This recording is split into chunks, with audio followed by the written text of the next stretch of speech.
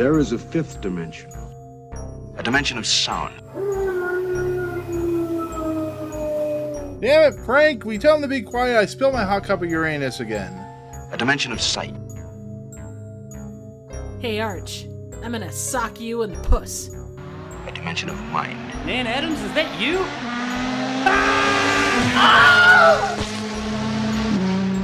Next stop, the Twilight Zone. You believe in the fake movie land? No, I believe we went. Are you conspiracy theorists as well? No, I believe Jacob, are we finding anything about it? I do. I believe that we landed on the moon. Oh no, I know. I'm just messing with you. No, but it has an interesting premise, like the idea of like they did both, just in case something happened, and they make a joke. Oh, they should have gotten that. Stanley. I could believe that. Like, I mean, I wouldn't want to, but I could believe that because there was a lot riding on them getting there. They want the space race. It's a big deal back then. So I could believe they could be like, all right, let's have a backup plan just in case. Like if somebody said that, but they weren't saying that that's what we actually saw, I'd be like, okay, yeah, maybe that seems feasible, but that it's been faked, and not just that it's been faked, but by now, how many years later? What are we, 70? No, 69. So 60 years later, 65 years later, it still hasn't like concretely come out with evidence. Nah, Yeah, we'll never find out. But yeah, welcome back, guys. Welcome to the Fifth Dimension of Twilight Zone podcast.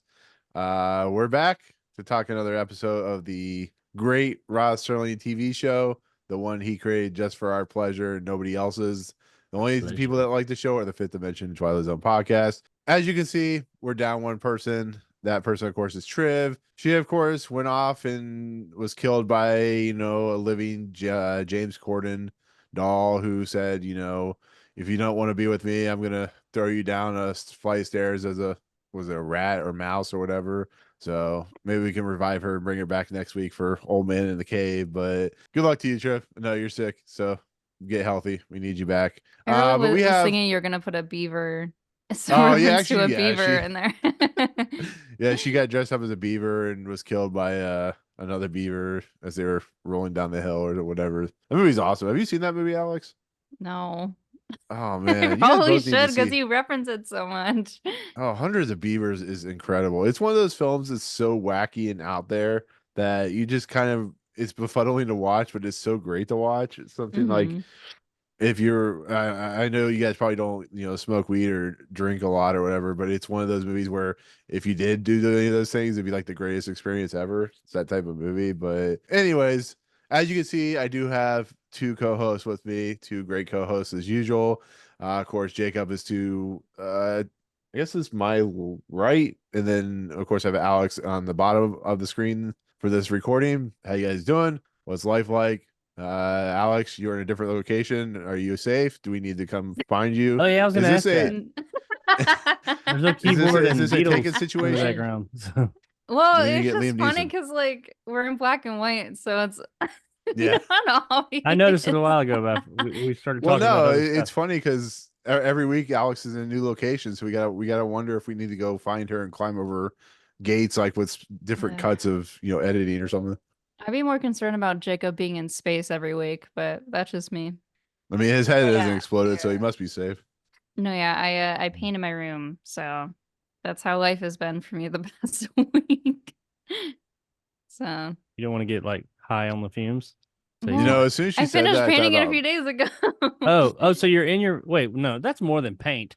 You're like closer to a wall. You rearranged your room. Whoa, yeah.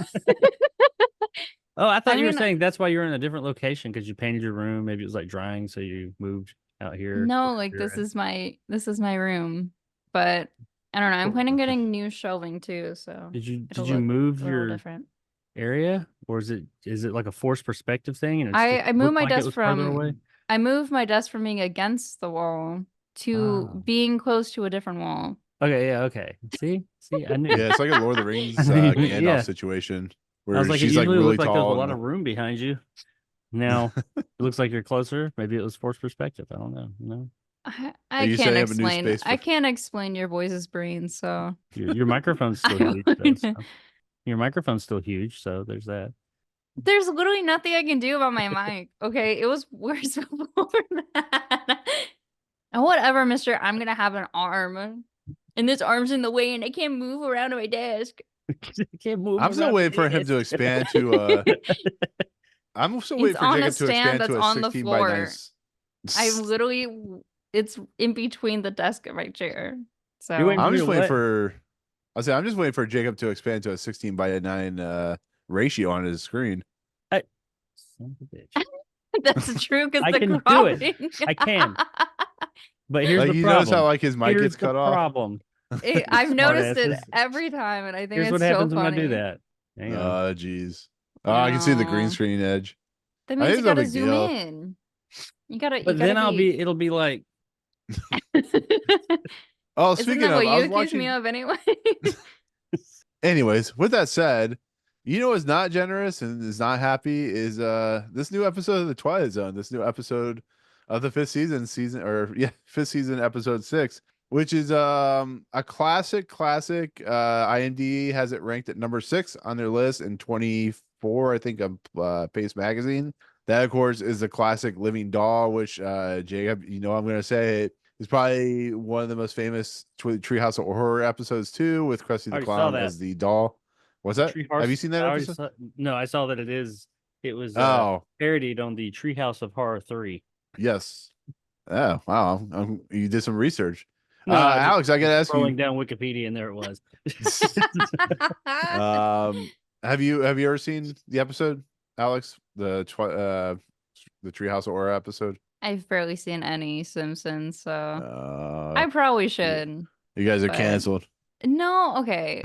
My thing is like, I don't know. I always gravitated towards like watching Family Guy over No, Simpsons. I get it. So I don't know. Well, I no, should check out Simpsons though. Well, in That'd this be solid. episode that when he puts him in the burlap sack, puts Taki Tina in this burlap sack. In Yeah. the Twilight Zone or in the Simpsons episode, he puts Krusty the Clown doll in a sack, and the Krusty the Clown doll actually suffocates on Homer's underwear and socks that are dirty. Oh my God. Yeah, it's pretty funny actually. It's one of the funnier jokes in the episode. But today we're not talking about the Simpsons. Once again, we are talking about season 5, episode 6, Living Doll. Directed by Richard C. Sarafian, I think is how you pronounce his name. Written by Jerry Soule. Credit to Charles Beaumont. This is one of the few episodes that features music from, of course, Bernard Herrmann, creator of the Psycho score and stuff like that. Actually, creator of the Twilight Zone score. Production code 2621, air date November 1st, 1963.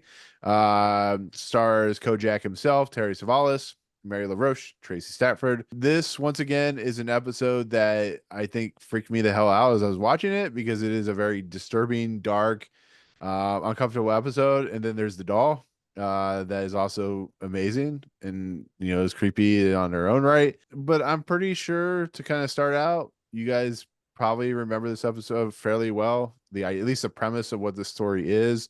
Alex, I'll start with you. How much did you remember of this episode? Have you done a video on this episode? I did do a video on this episode. Excellent. So you remember this episode very well then. Yes, I do. Honestly, Excellent. love the episode. This might be a top 10 solid start episode. to finish.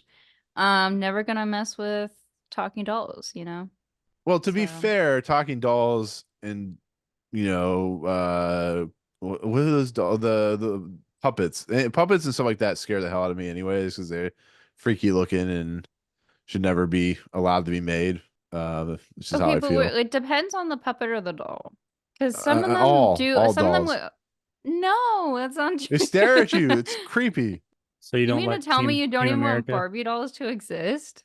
Yes, I'd be okay all with of it. Yeah, can you like? Have you ever seen the Slappy the Clown from Goosebumps? That's terrifying. Or the I don't know. No, I understand that, but I'm Chucky? also like I'm also questioning if you think like little people are like the little like toys. Oh man, she's are saying I hate little scary people now. too. Gosh, No, you know what I'm talking about. Like the the Russian is dolls. no, like the Fisher Price. Oh, I'm trying to yeah, look up the all toy that's- brand. Yeah, those like Fisher thi- Price like toys, and they have I some think for like any popular any culture doll characters now. or puppet that has eyes that are like glass looking eyes that have reflections like freak me out. Like the doll, there's a doll in the.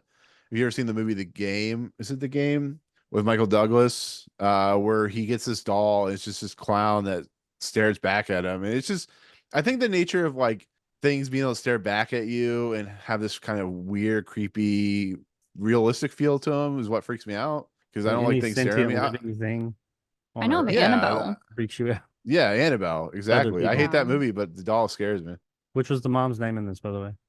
Yeah. Was it Annabelle? Yeah, yeah. Mm-hmm. Yeah. Oh Yeah. well, yeah, poor woman. The poor woman in this movie or this episode. I swear to God.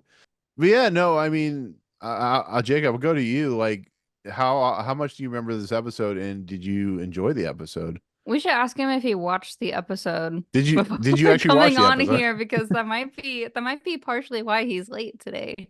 No, it's not. I wasn't at home, and I got home later than I thought. Mm. Fucking moth. Well, did you get more goats in the process? No, you don't talk Damn about it. I did. I liked the episode. I was aware of the episode. I haven't seen it in a real long time. So, like, beyond it being, a living doll episode and knowing the basic premise of it, I didn't remember specifically how and what was going to happen. So it was kind of like watching it for the first time. But yeah, I like whenever I see the doll, I knew what the episode was about. I'm very aware of it. It's a very famous episode, and it was good. It was enjoyable. Like that it had And Kelly Savalas, baby. yeah, actually, I don't know if you agree with me, and Alex, I don't know if you've seen a lot of James Bond movies. You may have. I'm not sure. Blowfield. I think Her Majesty's Secret Service is one of the most underrated Bond films. Isn't that the one with what's his face? Blowfield. Well, no, it had Blowfield, but it had the guy that was a model. It was like his only movie he did for his Bond. I know what you're talking Is the about. one where his wife dies at the end? Is that the one I'm thinking of? I can't remember specifically which one. I just remember the next one is when they dropped him from the helicopter into the smokestack.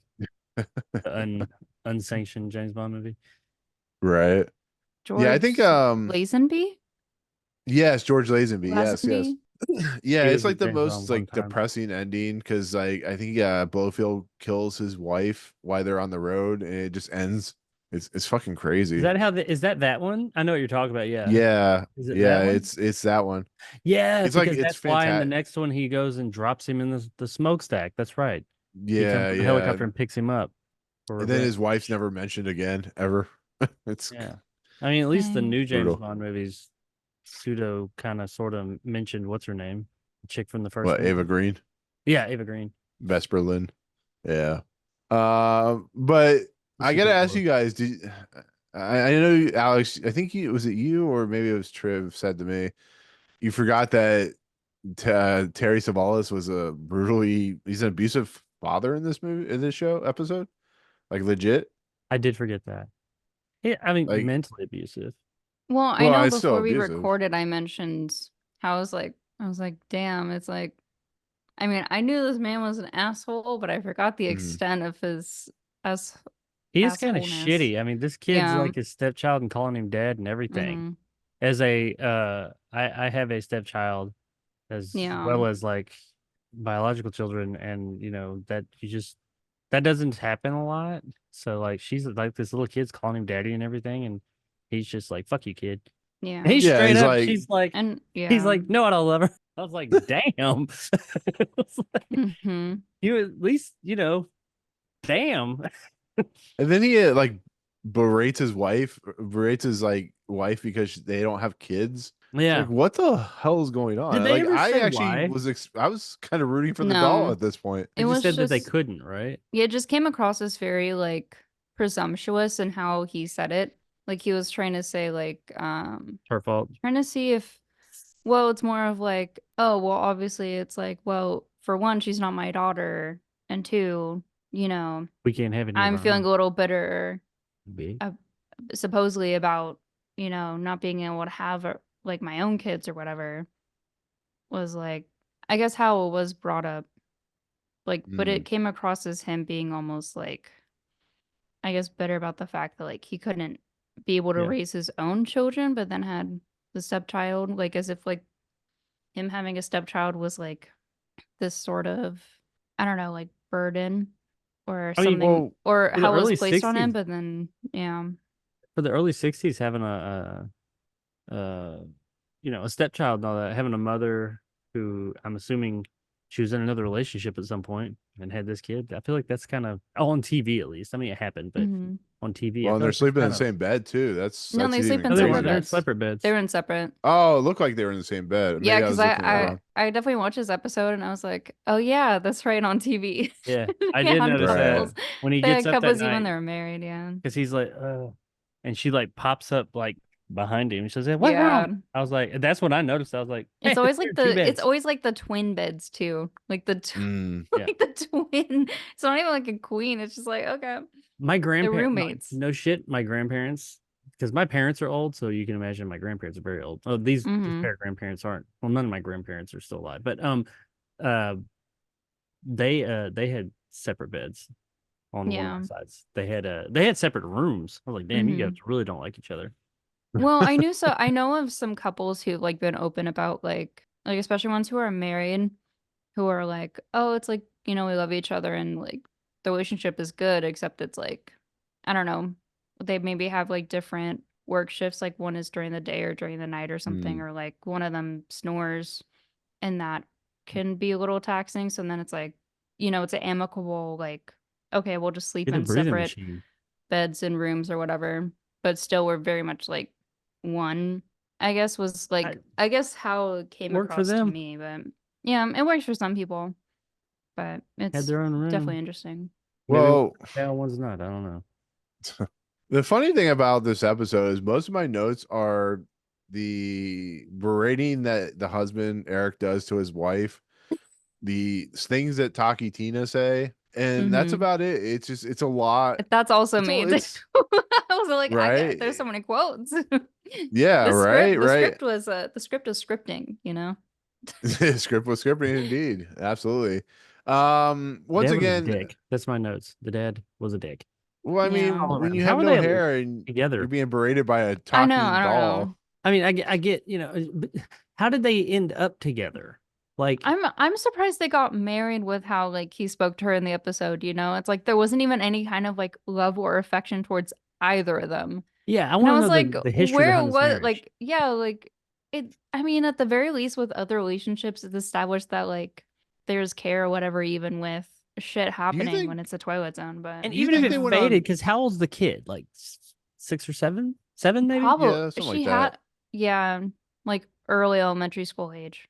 Yeah, I mean, so if she had this kid before they were together, I mean, they've been Mm-hmm. together less than, let's say, 6 or 7 years. Yeah. Did things start out really good and just went to shit Well, that quick? And do you Mm-hmm. think they what? went on like several dates and then they eloped and went to Vegas and got married and then she's like, "Oh yeah, guess what? After they get married, I have a kid." And he's like, Mm-hmm. "What the fuck?" And then they get in the house. He's like, "You're not allowed to have anything." I don't know. It feels like maybe she sprung it on him or something in Vegas. So she had a kid. Well, I It's know very some, weird. Springing a yeah, stepkid Yeah. on somebody is kind of a big thing. I feel like that might yeah. be grounds for annulment. Well, I know some adults are very much like, I think it's more of a societal pressure thing, but there are some Mm. adults who feel like this obligation to like marry and have kids or like kind of follow that sort of Well, I know Especially idealistic back or 60s then. were big on that. romanticized sort of Yeah. Being way a of single living mother back versus then. like making, having, their own viewpoints or like outlook on like how they want to live their life. I feel like So that was very maybe that is, but I deliberate. know even divorce back then was pretty taboo. I mean, to an Yeah. extent, it's more like normalized as far as like talking about it, but I guess it leads to a lot of questions about like what It's even nowhere was the near as normalized dynamic. as nowadays, but I mean, yeah, Yeah. it was getting around there. But I'm surprised they put that in the I feel like they put that in the show to say something because they could have just had it where she was his kid and he was just a dick. I mean, it didn't have to I that's mean, salt on the wound. they did say something. Don't fuck with dolls. Never mess with dolls. They will kill you every time. It They should probably have learned helped like from Child's vindicate Play. her like eventually like wanting to leave and have her own agency outside of just being with him and not trying to be like tied down necessarily. Maybe that could play a Mm. role because it's like, oh, you clearly don't appreciate and love like my daughter because you're not even saying that like you're her dad. I don't know. Maybe there's Right. something at play there where it's like, Mm. oh yeah, like he's just gonna, because there's he like calls himself like a cold, cruel ogre at one point during like a conversation between him and Annabelle. I guess maybe there's this sort of, I don't know, I guess like resolute conclusion in his head or sort of presumption that like he's just going to, I guess, remain alone, or it's just like, well, Yeah, he probably is. yeah. So maybe Oh, that by could play a role, but I don't know. by the way, she was the little girl in Little Girl Lost. Also, the classic episode there. She also played Lucy on the Charlie Brown Christmas special. Interesting. The young girl Tracy Stratford. I didn't realize that was her Um, voice. Only that one? Yeah, I was looking up just to make sure there was like 85 voice actors for Lucy, so she only did that one. Oh, probably it's probably more of like a like as kids age sort of thing. Like Yeah. I know sometimes it's sort of like Oh yeah, Charlie Brown has been for around a long time. like I know with like the Matilda like musical, like I think it's for Broadway and West End right now. Well, at least from what I can recall, but I'm pretty sure like the girls who like play Matilda specifically only have like contracts for a couple of years while they're within a certain like age range, and then they're Yeah, they'll sort of age like out of that quick. they'll like age out of the role. Yeah, because Matilda's You supposed know. to be what, like 10, something like that. I don't know. I want to say like around like 8 to 10. 8. Yeah, so I Yeah. mean, they only stay in that like you can only say somebody's 8 to 10 for only a few years. After a while, it's like, okay, guys, come on now. That kid's 16. Yeah. Oh, you mean like I don't know, Cobra Kai? You mean like that? Where they're like 30 years, like the one character who's They're at playing least at high school is 30. teenagers. Okay, those though. actors are like at least in their mid-20s. Yeah, and they're At No, least by teenagers. this the woman that point. They're plays mostly Samantha done growing. LaRusso is 30 years old, or she will be 30 years old in like a year. There's a No difference joke. Look in her. playing a 16, Well, 17, 18 year I know old in and a Euphoria there are a 10-year-old. couple actors who are very much like approaching 30, even if they're not like Pre-puberty, Right. like pre-puberty. I mean, we're Yeah. getting into like but Beverly who Hills knows? 90210 territory here. I mean, it's Mhm. I don't know. Oh, Mary I don't know. Stratford or Mary R.I.P. LaRoche was Shannon also Doherty. in. Yeah, rest in peace. I guess. Poor I heard she's woman really went mean. through some hell. Was she really mean when she was on that Um, show? Wasn't that the thing? She was just mean. She's just not a very friendly person. Like on didn't she get kicked off of that one witches Charmed? show or whatever? Was that Yeah, Charmed? Yeah. I never watched something it like yet. that. She's just strong. Mary LaRoche. Mary LaRoche was also in the World of His Own episode. I think that was the right one. That was the season finale of season 1, I think. Oh yeah, she played the girl that like came to life from like what he wrote, Yeah. right? Yeah. Ah. She wasn't the one that saw the elephant, unfortunately. Anyways, so Living Doll once again is one of those episodes that has been heavily parodied. Apparently, Johnny Bravo was very much parodying the Twilight Zone quite a bit. Just crazy. Once again, Taki Tina, the doll you can actually see in the Twilight Zone Tower of Terror ride in the elevator. I think it's either in the book, the library, or in the lobby. I think you can see a Taki Tina doll, which is cool. But I rode that the at Universal Studios. I know. Crazy, right? Swear Jacob. that's We're what it was. gonna need to bring you back Mandela down effect, here. man. What's that?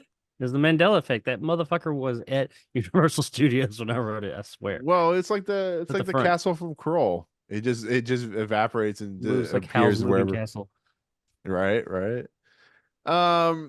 But Taki Tina is a scary fucking doll. Its eyes, how it blinks, how it stares at you, how it wants to kill you. This episode's pretty dark. The best is how it it's winks. He goes like, yeah, I was like, is it having epilepsy it's problem? like, Like, having what like a is going on? seizure. Yeah, Like I didn't know that blinks. It's like, but it's just an all around, like, I actually started rooting for the doll once you find out who Eric is. How kind of, once again, I think he's abusive, but I you guys probably think a little bit differently, like you said. It's probably He- more no, he's emotionally a more mental, so. yeah, emotionally abusive. for Yeah. Well, sure. but that yeah, could that's be what I worse. Potentially mean. could be it potentially could just be overall abusive, but at least from what they show, it's like for the most part, it's very much Well, like at first I thought maybe emotional he was and just a verbal. hard ass, and maybe like, oh, there's love there. But Mm-hmm. especially back then, people were just, especially the fathers, they were harder. They were supposed to be the mother was like, Yeah, but like you but no, he's can. an ass. Well, that's what I was gonna say. You can go to somebody like this is gonna sound weird, but you can go to something like the Christmas Story, where Mm-hmm. the old man is he's a Yeah, hard the ass, but dad, he's yeah. actually a caring person. It's the same thing, Mm-hmm. in Mad Men. The guy's an asshole, but he still cares about kind of cares about Yeah. his family. Here, he Mm-hmm. just like, oh, because I'm an infertile man and I can't give you children, I'm gonna just start verbally abusing my wife every time I turn around. This guy's a And I shit. gotta right, and I gotta ask you guys that question: like, does it add to the stories? Is it like something that's a positive for this story, or do you think it goes too hard when it comes to what it's doing? Like, it's like I'm gonna be honest, you start rooting for the damn doll. Like, this doll needs to take care of this guy and get him out of the picture, because this girl and wife or the girl and the mother need to get out of this situation. And I don't know if it's something like maybe Charles Beaumont was read a story, or I don't know if there's something in the book about it, but it's an interesting premise to have this situation play out. I mean, it's like Nightmare as a Child, and just an idea of like what is going on. Like, this doll's like the savior of this family in a lot of respects. I don't know. What do you Mm-hmm. guys think? Yes. I mean, it's just it's crazy. Like you said earlier, Alex. It's just every time I turn around when I'm writing, it's just like he accuses his wife of manipulating him while with walkie talkies, and he threatens to get rid of the doll, and then he berates the mother for not having kids and trying to make him feel glad about it. And Mm-hmm. Christy comes down and apologizes, and he throws the doll, or throws back in her face about him being the stepfather, and it's just like, holy shit. Yeah. I don't know. Like I'd say this. I thought Savalas's performance was thought he was Oh really yeah, I'm an not. Yeah, he's asshole. great. Fucking hate Mm-hmm. him. But besides that, he was very believable as this ass, and not just because of the Mm-hmm. things he was saying, but the way he said them. It didn't come across as like too big. He like Mm-hmm. was very like I don't know. He just came across as very believable as this sadistic evil asshole, which I hear in real life he's a really nice guy. But well, I don't hear. I read, but I thought he did a really good job. It wasn't very a lot of Twilight Zone and TV of that era. Even the dramatic roles, they're very theatrical because that's where a lot of the people in TV came from was the theater. So it's like very big and theatrical, and I thought his was much more subdued, and that made it seem all the more real. Subdued by like he's saying these crazy fucking things, but he's not just yelling everything. He's just intense and an asshole. Mm-hmm. I mean, I was gonna say that. I mean, we've seen our fair share of like asshole characters kind of throughout the Twilight Zone, and I feel like for this one, if he were kind of, as you said, Nick, like if he was more of that like a Christmas story sort of characterization, Mm. where maybe he was like a hard ass and like kind of stubborn, but very much like His was heart was in like, the right place. yeah, his heart was in the right place, and like obviously there was an effort put into still having him show a bit of sort of like humanity and compassion, even I would say, then like I don't know if the payoff would have been as well executed as it is here, because I feel like for the payoff to have been him obviously truly being like, it's one of the threats made by the doll is just being like, oh, you'll be sorry for doing this and treating them and me this way. But I do feel like because of how arguably insufferable he comes across, and in like a very compelling way too. And but also not in a way where it was like, oh, I have to like pause and like I don't really want to watch this in a similar way that like arguably like Cliffordville would be as far as characters go. But I think if it went any direction, or if his character was tamed performance wise, I don't feel like it would have worked as well as it does here. I think if they had simply changed his character to like we were saying, where either he's a hard ass, but his heart's in the right place, or he's just a nice guy. Either way, if they Mm-hmm. had just changed his character motivations, if you will, Mm-hmm. and kept everything else the same, the ending would have been much more sinister in the direction of the doll. I think all of a sudden the doll Yeah. would have been like the scary bad guy, and as it stands, it's more like the doll's the hell yeah, Protector. good on you, Yeah. doll. Mhm. It's Well, It wouldn't no, have been as that's what. warranted. yeah, Yeah. Mhm.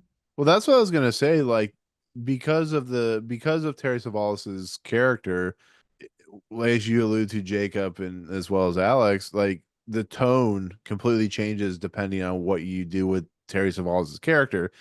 Because Mhm. you have the little girl who really isn't, she's in the episode, but she really isn't like a focus. She's more of just kind of the girl with the doll, and he has to berate her a little bit. It's mostly about how does this guy either pay the price for his character situation. Like, if you twist that into something else, it becomes a whole different story, and becomes, it's like this versus Child's Play, where Chucky is a doll that is just a murderous guy who had voodoo or whatever and turned him into a doll and stuff like that. It's like Dolly you Deer. completely change Well, the it's tone the of the inverse story. where it's like you want the doll to die and not Yeah. cause any more Yeah. suffering, even with him in the more like demonic doll form versus the human form that he was originally in. At least from what I remember of like the premise of Chucky, but like Yeah, I think that's all the yeah. evil doll movies, it's always the doll that it's just that they're evil dolls. And this one, she Yeah. may or may not be an evil doll, but she does something we can all get behind, which I think that's a good. I Like you can't can say a have twist any because this came other first. yeah. Like you can have any other toy even if it wasn't like a living doll. I feel like you could easily place like I don't know, like a stuffed animal or a G.I. Joe action figure or something and still have it perform that similar purpose. But I Yeah. think it just works here with the doll because, I would say it works well because dolls are quite like human-like. So if Yeah, there is that sort of like they're childlike guardian too. angel sort of aspect towards this like inanimate object that becomes more animated, then I feel like it works. I w- I did though the whole time, even though he started out as an ass. I was really hoping there'd be like The he'd turning turn it point. around. Because the girl, you're Yeah. right. The little girl's not in it much, and she's very in the background. There's a few times she comes and like actually interacts and is the actually the in the foreground most of the time, and she pops up every now and then. But I was just hoping there'd be a moment like he talked like a big game when she wasn't around or something, and then when she'd show up, he'd notice that, oh, how can I hate that? But nope, just an asshole. Yeah. Well, at the very end, at the very end, like, he does have that moment being like, hey, if I give the doll back to her, like, we'll make things better. And then you have Annabelle being like, well, I'm not super sure, Eric, but, But was he that does it because? anyway. But was that because he was that for selfish reasoning, or was that because he wanted to truly make amends with the little girl? Or was it I because feel I like don't want this fucking maybe doll to attack me? Or mm, hey, I don't want to lose my wife. it could have been both. Yeah. It could have been like a mix of both of maybe him sort of realizing that, maybe his own sort of projecting of sort of cruelty onto the both of them and like how he was sort of, treating the doll and subsequently them after the fact may have been interconnected to him being like, oh, okay, like I definitely need to like cool my temper a little bit and try to resolve it for the night, maybe because then that's like, Annabelle and Eric, just they're still sleeping in the same room or anything. It's not like she really left from what we saw. So it's like maybe it's more of like they were able to make up, but then he ended up, Dead. I guess, sort of paying his dues for. Well, Well, that's the okay, we're question. not. Is We're. he I'm not really trying to dead? spoil everything because I haven't read the opening narration yet. But like, Yeah. there was sort of like the calm before. There was a bit of calmness, I will say, before Mm. it sort of gets to that. So And the it's doll not to said, say that like it. I "Hooked don't up with think her, but not me, bitch." like I don't think the episode was necessarily saying that like he was forgiven entirely or like because I feel like if he was then it's like we would have gotten like a more proper scene, but if anything it more was like we'll make amends for tonight and deal with it the next day kind of deal. At least that's the way I interpreted it. But Well, Yeah. actually, I do have something for you guys. Do you know who voiced the living doll, Taki Tina? Yeah, the chick June who Foray, does right? Yeah, she Yeah, did June the doll Foray. that it was based on Hmm. in real life. Well, Katie but Katie. you know what else she's done? She's done a few Looney Tune character voices, right?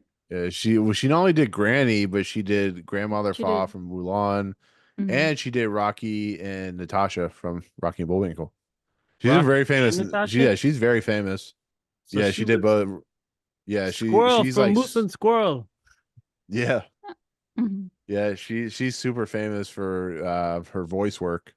You know, she did a lot of stuff, but you know, it's it's a pretty fun performance to listen to because once again, we're talking about a show that was in the 60s, so a lot of this stuff doesn't happen in a lot of TV shows. I mean, yes, there are like over the top action, there is some violence, but we're talking about a character, a voice character who basically straight out says, "I'm going to murder you and I do not Kill forgive you you. and I literally hate you to the point where I am willing to kill you."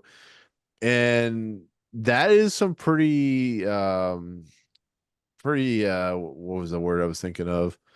Pretty I don't know what I was gonna say, but Risque? what's that? Risque for the Not time. risky. Well, I mean, you can say risque, but I was gonna say I can't remember what I was gonna say. I'm a little tired, but Mhm. it's impressive that this show is breaking boundaries that not a lot of shows are willing to do, and this is a perfect example, a perfect episode. I'm curious of what people thought about this episode because did they get complaints about it because of what the subject matter? It's just the episode does things that set it apart from look at Nightmare at 30,000 feet, look at that the death camp episode, look at Nightmare as a Child, um the monsters do on Maple Street. It's pretty impressive, but I I don't mean, by know. the fifth season, it's established that the Twilight Zone isn't just a show for No, kids true. in the same way Yeah, that, like, I mean, at the time, obviously, like cartoons are could be for any age to consume and engage with, but especially at the time, as far as television goes, cartoons were more so like, oh, this is for kids. Like, our kids can watch this and it's not going to be like as intense or graphic or anything. Like it won't have right. like mature subject material. But the Twilight Zone, at least by this point, is very much established itself as being kind of those Yeah. things. So Imagine being a little kid. I would assume that like maybe kids and adults would be able to Mm, watch it if the kids can handle it, but I wouldn't yeah. necessarily say that like the Twilight Zone has tried to cater to like an all ages sort of situation. Yeah, that's true. I think I just more respect it for that, to be honest, because it's one of those shows that really, as it says in some of the trivia or in this few pieces of trivia, the stuff that Ross Serling was taking in really sets him apart from a lot of people because not only was he reading a lot of interesting educational books, but he was just reading about a lot of human psychosis, like whether it be racism or whatever, you know what I mean? All these types of books. And it's just, I think that's what makes the show so powerful in its own right. But you're absolutely right when it comes to, there is fifth season. It's just, I don't know. I just, once again, it says it was written in one day by Jerry Soule with the help of Charles Beaumont. And we go back to A Nightmare at 30,000 Feet, which was filmed over 2 days. And I don't know. I really don't. It's crazy. Crazy, I tell you, it's crazy, but Insanity. insane in the membrane. All right, Jacob. Brain. Alex keeps looking at me weird unless I make you do the opening narration. It's like, do it, do it. Well, because I'm waiting to say more about It's what like, even do happens it. before the opening narration. Do it. So, like, Do it. Do it. yeah, no Do it. pressure, These are but this short. one isn't, yeah, no pressure, but like, Super don't long. fuck it up. Super long. Talkie Tina, a doll that does everything. A lifelike creation of plastic and springs and painted smile. To Eric Strader, played by Telly Savalas, who loves you, baby. She is the most unwelcome addition to his household. But without her, he'd never enter the Twilight Zone, baby. Sounds like he's Is that entering reference like too old? Does anybody get the whole "Who Loves Your Baby" and the baby thing with Tully Savalas? I have I no didn't get Probably idea. this. not. I thought you were just ad-libbing for fun, to be honest. I was, but that's like a big thing with Telly. When I was a kid, Telly Savalas was still doing stuff, and that was his thing. He always, I don't know what it was from. I think it was like a show or something. It wasn't Kojak. I remember Kojak, but like he did. I remember him like on a stage, and that was his thing. He said, "It's Telly Savalas," and he went, "Who loves you, baby?" And like then after that, he was like in commercials saying it. That was like his tagline. It was like Birdman and Baby. Alcatraz or something. I don't know. It was like almost like a music show. I don't know if he was singing or not, but it was like a variety show or something. It wasn't like a movie or a like stage TV show or scripted TV show. It was like he's on it like a with a studio audience and everything. I don't know what it was. I just remember him every time I think of Telly Savalas, I just think of "Who Loves You, Baby," and that was like a big thing for him. He What are you looks doing, like guy? he looks like what's his face is like weird looking brother. Who was the other bald headed guy? The one in Ten Commandments. Ten Commandments. Yeah, and he was in King and I and stuff like that. Oh, Yul Brynner, Yeah, he's like Yul Brenner's like weird looking brother. like his older uncle. Well, that too. Maybe he was his like, but Who he was was the from New guy? York, so Who was the guy? Was he a bald? I think he was Shaft. bald. No, who did the rich uh of the rich and famous the houses? Anybody remember He was that? I'm bald. showing my age. Was he bald? Maybe not. It's like lifestyle. What Ed Welcome to the McMahon? lifestyles of the rich and famous. That guy. Maybe he wasn't bald. Maybe I'm getting him and Telly Savalas mixed. I know it wasn't Telly Savalas, but I Was don't it know. Ed I McMahon did or a lot some of drugs shit? when I was a teenager, so I mean things prior to that in the 80s were kind of, they get a little smoky, foggy. It's all right. It's an intervention. Alex wanted to do an I intervention on don't do them Jacob. anymore. I haven't done anything. I'm big straight edge clean for a long time. But yeah, when I was a teenager, whew, it's high a lot. Anyways, so you have more to say, Alex? Did I? I mean, I don't know. I'm After I'm that, who worried knows? about I'm I'll worried be about right Jacob back now again. because he's saying he was a kid at some point. Now he's uh, disappeared because he realizes what's really happening. I mean, very much established that like he was an asshole, but I was going to mention how like at the opening, it's very much the case when sort of Christy and Annabelle come into the house, Mhm. and then as soon as they come in, Eric is like, "Hey, it was a box. Like, Yeah, like how much did you spend on this doll?" kind of thing, you know. So I do think that plays a sort of power dynamic where it's like, or at least this was that I've heard is seen throughout, at least in that period of like the 1960s, even before that, was more the case where, like the man was sort of like the breadwinner and like the one like running, like he wasn't necessarily like upkeeping the household in the same way that like the wife would. Obviously looking at it with a heteronormative lens here, but Man it's, was I a mean, hunter. even Went in the out and narration, it's got the like, bacon. it's like, oh, in his household, like this doll is unwelcomed here. And I don't like how yeah. my wife spent this amount of, I don't know, money that they don't necessarily disclose or anything on, my But it's stepdaughter like kind of thing. But I did the like how fact she that she was has to like, like, it didn't cost anything. I didn't spend anything. I put it on credit. He like, mhm, we're still gonna have you have to to pay pay that back eventually. yeah, I mean that's. mhm. But he was an ass. But no, I like how they. I don't like. It's interesting about how like before they even walk in the house, they're like, "Oh, you gotta run up real quick. You can't let your father see it or whatever. Stepfather see it." And he's just like Mhm. sitting there at the desk, like ruminating or whatever he's That's doing. also facing the Going through door bills. too. Yeah, Like the It's like a direction parent. of it is like at the door where it's like, okay, I'm gonna be the one in control of like this situation when it comes into my house. It's like a parent You who know? like their kid went out to prom and said they'd be home at 11, and at 2 a.m. they sneak in and they're sitting there in the chair like, "Did you have fun? What's in the but box?" he also seems like Mhm. the kind of guy that berates someone for buying a doll while he's drinking a very expensive cup of brandy or bourbon or something like that. It's just Okay, but like he was like cracking nuts at some point in the episode too. Like it was like huge ass bowl. right. You're He's So getting it's fucking like, dolls. I'm all over here eating right. these goddamn nuts. Yeah. He's like those walnuts were more expensive than the doll. It's like, These I don't walnuts ain't care. gonna crack themselves. Where the hell have you been, woman? He's just mad he didn't get a nutcracker for Christmas. He just has to do it the old-fashioned way. I mean, he's a ball buster, so I mean, Yeah. it seems Get a like he nutcracker doesn't like there. dolls, so he probably wouldn't necessarily favor a nutcracker if he doesn't like Is that why he's Constantina. Is that why he's an asshole throughout the entire episode? Is because he hates dolls like me?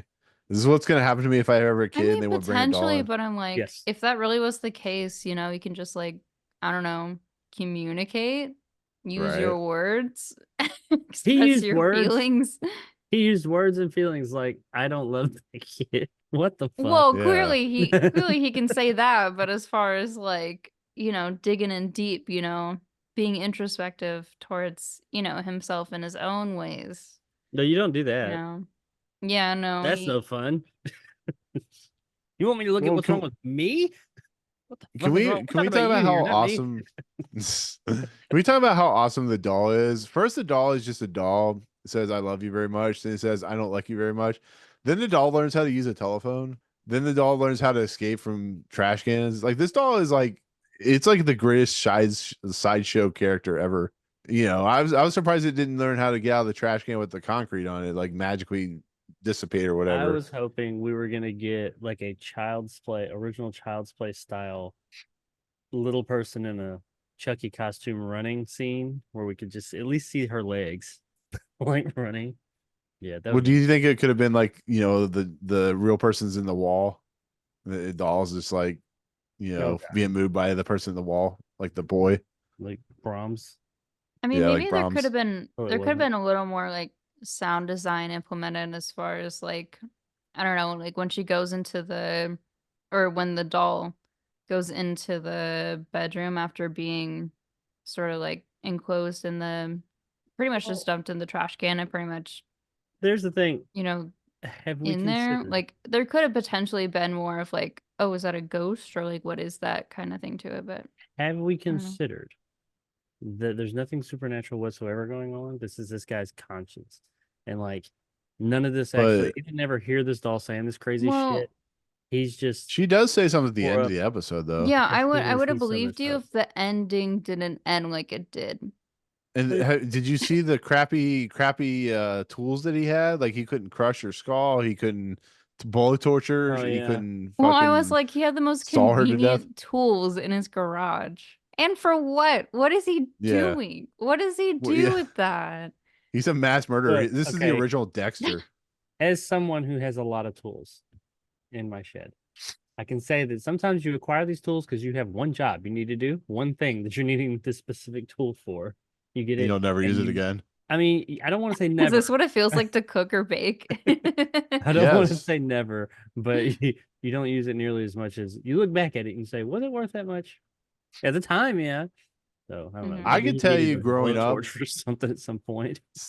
Well, I could tell you growing up how many tools my mom's boyfriend had and how many of those tools never got used but once. It's a problem amongst men. We go into a It tool is. store It happens. and just it's like when I go into a Barnes and Noble and I see 50% off Criterion. I'm like, I'm just gonna buy one movie and they end up buying like 12 of them. And I never Yeah, watch but them. like you It's just- watched all the movies, I would hope. But he used no, the that's tool. not how that One- works. What do you mean that's not how that works? What do You you just do display with them them? because you end up being a hoarder. I don't know.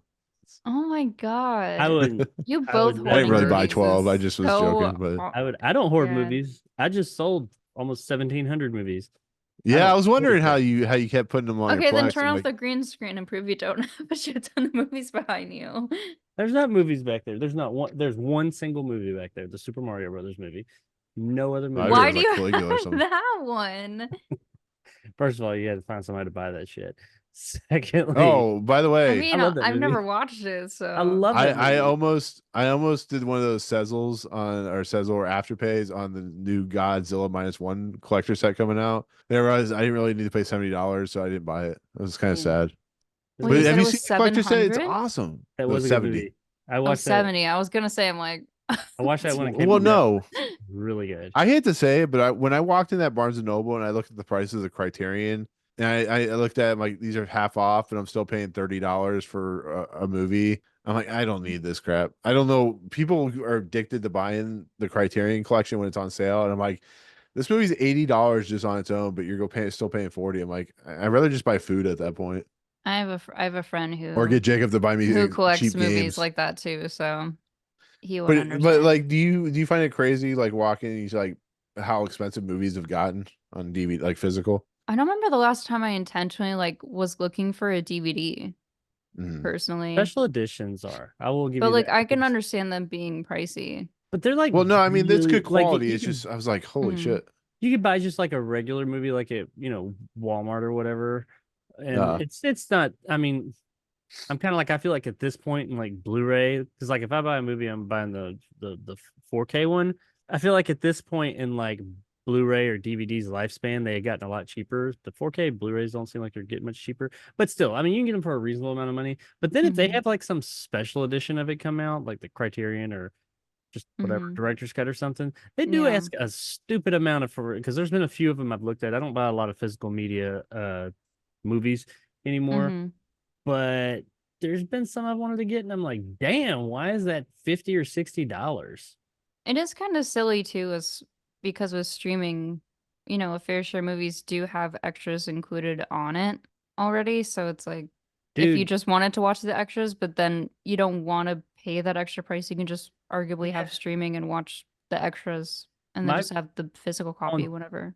Plex, which I upload those movies to, it's essentially my server. It's like my own Netflix. It Mm-hmm. automatically adds extras to them. Like when you pull up the whatever the movie is you go in, it has like the trailer and the deleted scenes and the interview. Not all of it. It has the features already in there. So what Mm-hmm. are we paying? And who's really? I mean, I know some cinephiles, like I would sometimes, but less and less as years went on. But when I buy a physical movie now, I'm not really even looking at the special features that much anymore. Because they And if never Yeah. that have movie I any anymore. really They're well, all there's like, that. Well, It's they not like get the heyday of posted to DVD. YouTube or they're just more yeah. accessible.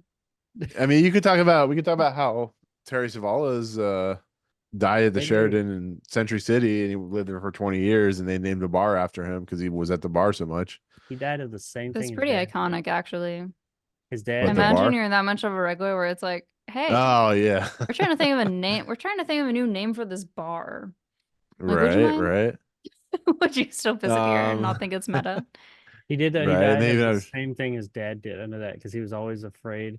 His dad had, well, he died of like like two things. What was Mhm. it? Hang on. We He got died like of a cancer. He died of like it was prostate cancer or some bladder, shit. bladder, He died of prostate and bladder cancer. bladder. His dad died of bladder cancer, and he Damn. was always really scared of like bladder cancer because I guess he went through it with his dad, and he ended up Mhm. dying from it. That and whatever. I know it was two things. But I mean, yeah, Terry Savalas did a lot of stuff. He was nominated for an Oscar for Birdman of Alcatraz, and once again, he played Kojak.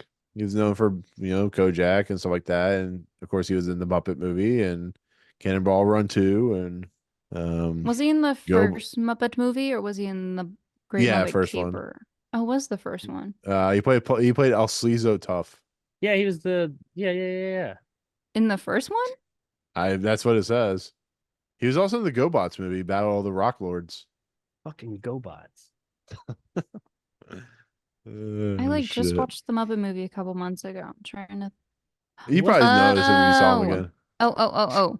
That's right. Yep. This was it's the scene in there's like some kind of like saloon bar sort of setting, I'm pretty sure, where Kermit meets Fozzie. This is like in the beginning of the movie. The only thing I remember about the That's how Muppet you movie, know 'cause I it's like been the so- Muppets, for me to be like, oh yeah, I know that scene. I was gonna say the But only thing that I remember about the Muppets movie, because it's been so long since I've seen it, is just Rainbow Connection, like one of the greatest songs ever created. that's like in the very beginning of the movie. I That's like know, the first but it's so scene. good. Yeah. But I mean, you remember the Big Bird movie? That was depressing. When he goes back to his I family, and his family actually doesn't do care want to about him. rewatch it because I was like, I don't remember it being that depressing. I Well, no, did it's watch depressing like the fact that his family just doesn't care about him. It's like Joe Dirt. His family doesn't give a shit about him. damn, holy He becomes shit. famous. No, yeah, what was it? Around the time I went to the Muppet movie, I saw like on YouTube it was like free with ads. It was like Elmo and Grouchland, I think. And I don't Hmm. remember having seen that before, but I was like, it's free, I can watch it. And I was like, damn, this movie is.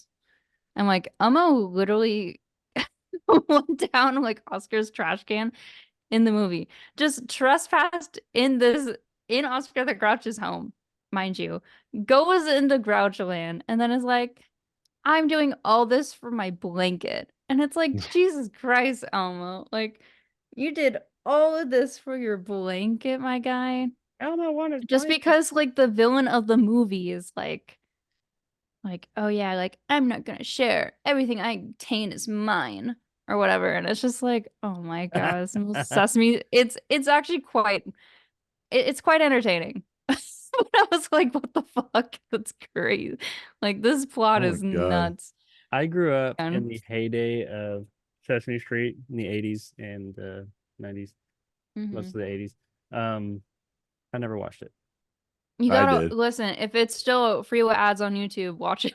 I mean, I know enough about it. I've seen enough of it. Like at school, we'd watch it like after school sometimes and things like that. I've Yeah, seen yeah. enough about it. I know enough, but like all the other kids, I remember when I was in school, kids would be talking Hmm. about it. I'd be like, I don't watch Sesame Street. Yeah. I It's mean, on there wasn't Prime right like now. something in my house where my parents were like, you can't watch Sesame Street. I just never watched it. And everybody was always like, even back then, other kids were like, what the fuck, you weirdo? Why aren't you watching Sesame Street? All I know is Follow Yeah. That Bird Like is from the same director who Darkwing did The Duck and Sisterhood stuff. of the Traveling Pants, and that's all you need to know. Okay, so let's actually get back on target for the Twilight Back on Zone target. itself. Back on target. You know, the doll was just as marketable Was before, it? I believe it was before and after Is this a Living Wilson Doll in the scenario? same way that Tokomi Elmo was insanely popular. I Well, that remember was that because of motherfucker. Roseanne. Well, I knew there was Brickett. Briquette? There was some company Yeah. that had a similar like Talkie Tina doll named Brickett. It's like Hmm. Well, Brikette. that's what this doll was. She was one of those dolls, but But she didn't talk. it's saying it Yeah, was it's like the doll was modeled after Chatty Cathy, which was by Mattel.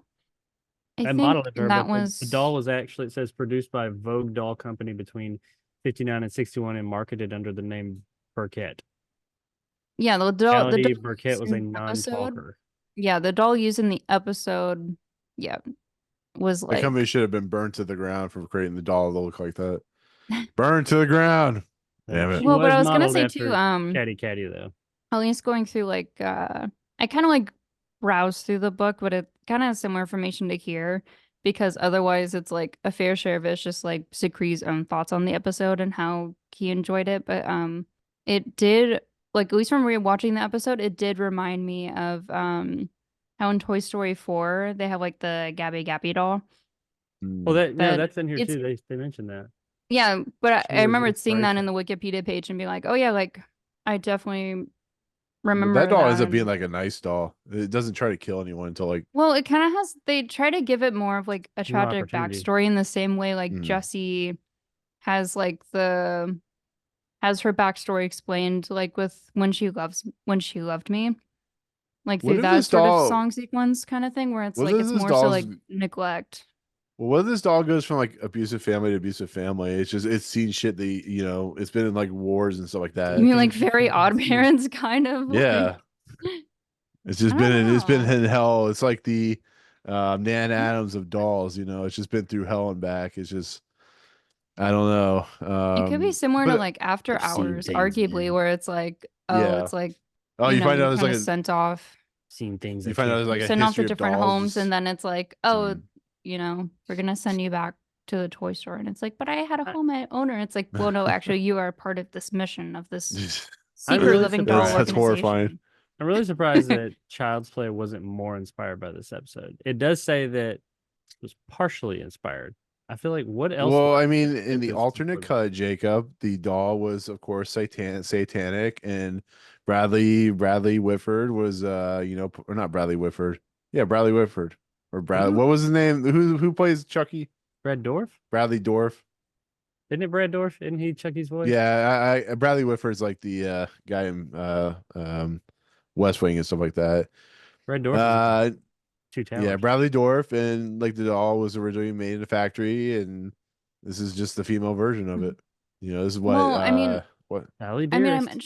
I mentioned this earlier too, but Child's Play is almost like, how like in Child's Play versus with Living Doll, it's like Living Doll, you want the doll to live and not be destroyed or trashed or anything. Like you want the doll to take vengeance towards Eric for She's not the antagonist. The him Yeah. being like she's not the antagonist. She's more so like she definitely plays more of a protagonist in the same way that like some other like characters will like step in and be like, oh, Maybe an antagonist. like we'll step in and like intervene.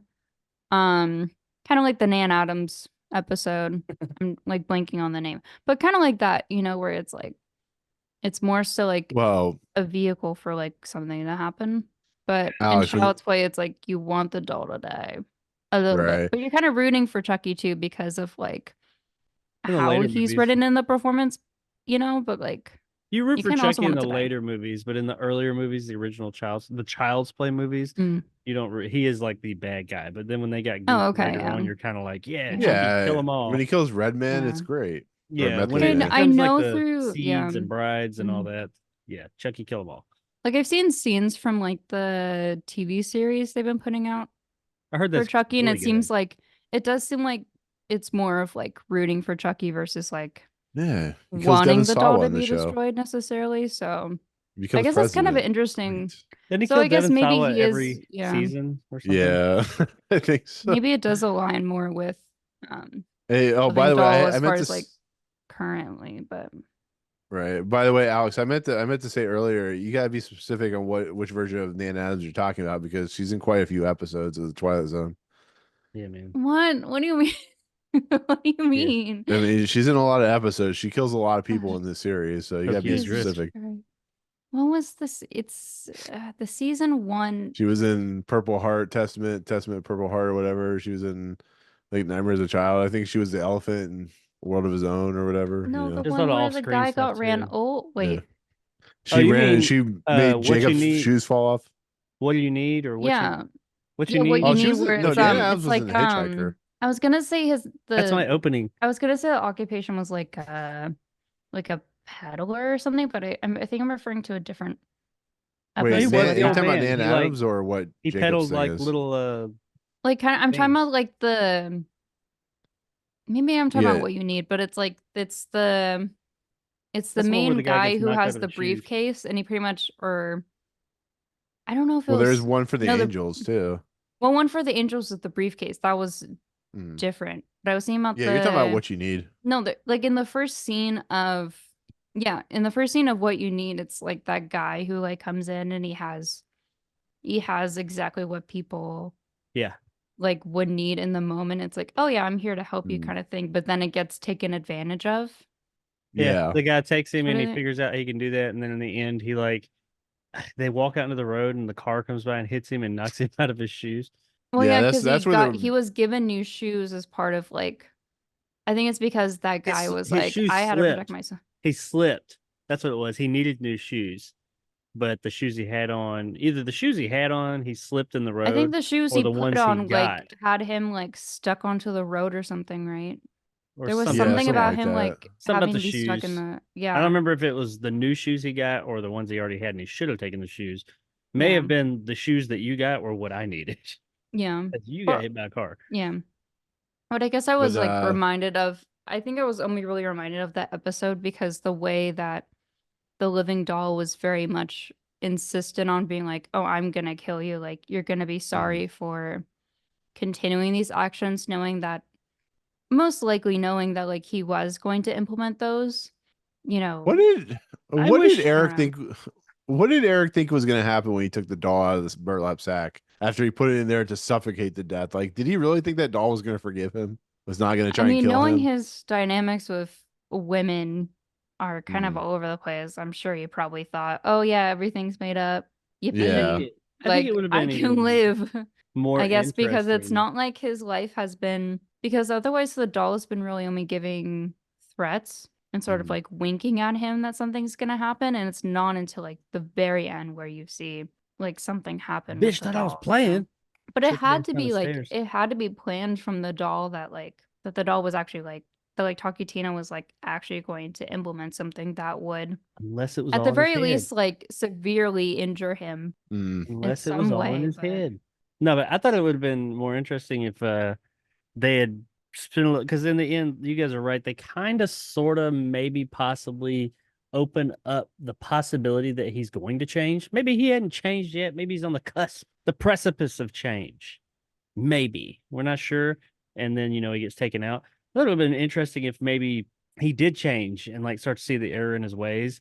And like, we're rooting for the doll, and then we're like, oh, okay, the doll and everything, he was able to turn around. And then right there at the end, the twist is the doll's like, nope, I'm gonna kill your ass anyway, because I just Well, don't like. So the doll here's a then question I is bad. have. Is Mhm. he actually dead at the end of the episode, or is he just knocked the fuck out? I got the impression that he was dead, but I think he's dead. Okay, I just want to ask that question. I agree, but I mean, like I how said, severe? I mean, people have died from falling downstairs before because yeah, it's like you break. I don't know. It's like you break your neck or your spine. I I know don't know. somebody It's passed twisted in away a from certain falling way or down something. 2 steps. Yeah. damn. Now they hit their head. That's why. But Yeah, still, like I mean, I've heard of stories of how even little kids you have to be careful with stairs because it's yes, you like do. for especially for My younger son. ones, it's like if you fall down an entire flight, Mhm. it's like really bad. Like it's I- like critical condition or like death. Yeah, my 1.5-year-old continues to want to try and climb up my steps. I was just doing that tonight. Yeah, God. it is a thing. You have to be like, get off the steps, Yeah. or put a gate up. Well, let me Mhm. ask you guys this question: do you think this is the most violent Twilight Zone episode? No. No. I mean, Like with the ending? we've seen people like get hung. I Yeah. would say arguably that's more visually graphic than like seeing someone fall down the Or a stairs or kid get like drowned. yeah, or like I kind of didn't see like someone that. seeing someone kind of get hit by a car, which has happened quite a few times. There was something else. There was one that we watched recently that I was like, man, this is kind of violent. What was it? I even made that comment that it was much more violent than I'd seen the Twilight Zone get before. I mean, obviously it wasn't like, Nightmare on Elm Street, but I don't know. It was this season. I'm pretty sure it was this Well, I season. know on 20,000 feet, it's like, isn't like the window of the plane broken during that episode? Yeah, At he one shoots point, the. and it's kind of like it endangers like the entire plane by It the does end of not. it. This Well, would like new show exhibit's the pretty violence. violent. hmm Well, I mean, there's In Praise of Pip, but that's where the kid or the father dies, I guess. I've seen quite a few Where he's a people like get shot. shot though, but it's like even then you don't really see like blood. It's just more of like they Was it just kind of have steel? their hand placed on like where they were struck. Was it Well, still, he steel? gets beat up. Yeah. Yeah, but I mean, he got the shit beat out of him. But what hmm did it? I can't remember if it showed much of anything. Mm. In Praise of Pip. No, I remember that one. That was the one at the carnival. Oh, not the Bard. I don't know. Yeah, we'll figure. You probably figure it out when you're sleeping. You're like, wake up! Oh my god! I knew it now.